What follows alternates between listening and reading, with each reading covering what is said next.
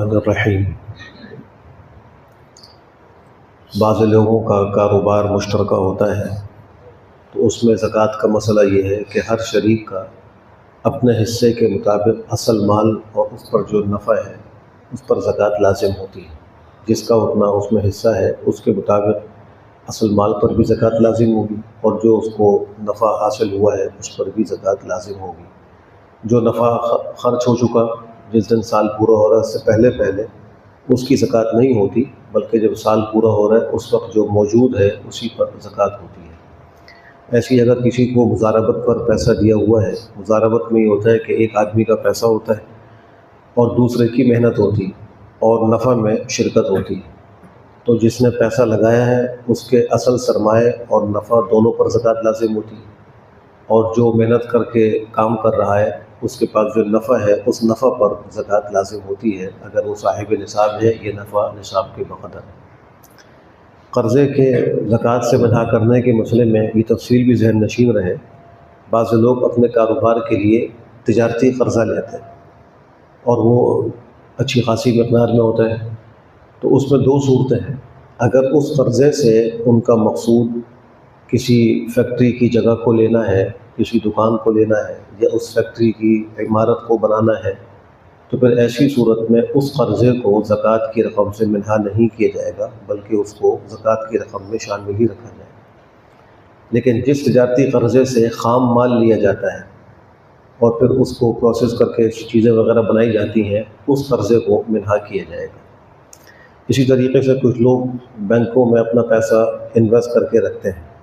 تو اس میں جان لیجئے دو قسم کے آج کل بینک ہیں، ایک سودی ہے، ایک بلا سودی ہے۔ جو سودی بینک ہیں ان میں تو انویسٹ کرنا ہی ناجائز اور حرام ہے، اور اس میں جو نفع مل رہا ہے وہ نفع نہیں ہے، وہ سود ہے۔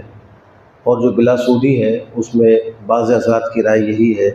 کہ وہ شرعاً جائز اور حلال ہے، ان کی رائے پہ عمل کرتے ہوئے وہاں پیسہ انویسٹ کرنا بھی جائز اور درست ہے، اور اس کا نفع بھی جائز اور درست ہے۔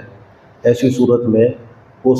رقم پر بھی زکوٰۃ لازم ہوگی جو جمع کی ہوئی ہے، اور جو اس پر نفع ہے اس پر بھی زکوٰۃ لازم ہوگی۔ بعض لوگ قومی بچت بینک کے اندر اپنا پیسہ جمع کر لیتے ہیں، تو قومی بچت بینک کا جو معاملہ ہے وہ سودی ہے، اس میں رقم جمع کرنا اور اس پہ نفع لینا دونوں ناجائز ہے، اس سے بہت زیادہ احتیاط کی ضرورت ہے۔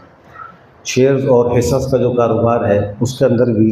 اصل رقم اور نفع دونوں پر زکوٰۃ لازم ہوتی ہے، اور جس دن سال پورا ہو رہا ہے اس دن جو ان کا ریٹ ہے اس کے مطابق زکوٰۃ کا حساب کیا جائے گا۔ زکوٰۃ کی ادائیگی کے لیے یہ بھی ضروری ہے کہ کسی مستحق زکوٰۃ کو زکوٰۃ کی رقم کا مالک بنایا جائے۔ ایسی جگہ پر زکوٰۃ کا پیسہ لگانا کہ جس کے اندر مالک بننے کی صلاحیت نہیں، مثلاً مسجد کی تعمیر ہے، اسپتال کی تعمیر ہے، یا ایسے ہی کوئی اور پل وغیرہ کی تعمیر ہے، اس میں زکوٰۃ کا لگانا ٹھیک اور جائز نہیں ہے، زکوٰۃ ادا نہیں ہوگی۔ کسی مستحق کو مالک بنانا ضروری ہے۔ ایسے ہی اگر کسی کے اوپر قرضہ ہے تو جو مالک ہے وہ اس قرضے کے اندر زکوٰۃ کی نیت نہیں کر سکتا، اور یہ نہیں کہہ سکتا کہ تم نے جو مجھے قرضہ دینا ہے اب میں نے معاف کر دیا، اور اس میں نیت زکوٰۃ کی کر لے تو اس سے زکوٰۃ ادا نہیں ہوگی۔ وجہ اس کی یہ ہے کہ جس وقت اس نے قرضہ دیا تھا اس وقت زکوٰۃ دینے کی نیت نہیں تھی، اور اب وہ نیت کر رہا ہے تو اس کا اعتبار نہیں ہوگا۔ اس کا طریقہ یہ ہے کہ اس سے پہلے قرضہ واپس وصول کرے، پھر اگر وہ مستحق زکوٰۃ ہے تو اس کو زکوٰۃ کی نیت سے وہ رقم دے سکتا ہے، زکوٰۃ ادا ہو جائے گی، ورنہ اس صورت میں زکوٰۃ ادا نہیں ہوگی۔ ایسے ہی کچھ لوگ بعض مستحقین کے گھروں میں راشن کا انتظام کرتے ہیں اور وہ زکوٰۃ کی رقم سے کرتے ہیں، اور اسی کبھی صورت یہ ہوتی ہے کہ اگر وہ مستحق لوگ کسی دکان سے ادھار پر راشن لیتے ہیں اور کوئی شخص یہ چاہے کہ میں اس دکاندار کو اس شخص کا جو قرضہ ہے وہ ادا کر دوں زکوٰۃ کی نیت سے، تو اس سے زکوٰۃ ادا نہیں ہوگی، اس لیے کہ اس میں اس مستحق کو مالک بنانے کا جو عمل ہے وہ نہیں پایا جا رہا۔ اس کی صورت یہی ہوگی کہ اس مستحق کو پیسے دیے جائیں اور اس کو کہا جائے بھئی آپ اپنے اگر سے دکان کا قرضہ اتار دیں تو اچھا ہو، پھر اس کا اختیار ہے وہ قرضہ اتارے جو بھی کرے، مالک تو وہ بن جاتا ہے۔ یا پھر اگر اسی ہی میں دینا ہے تو اس کو دکاندار کے پاس لے جائیں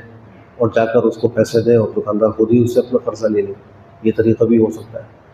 اور یہ صورت بھی ممکن ہے کہ آئندہ کے لیے اگر اس کو راشن دے رہے ہیں تو وہ زکوٰۃ کی رقم سے دے سکتے ہیں، اس صورت میں کہ براہ راست دکاندار کو پیسہ دے دیں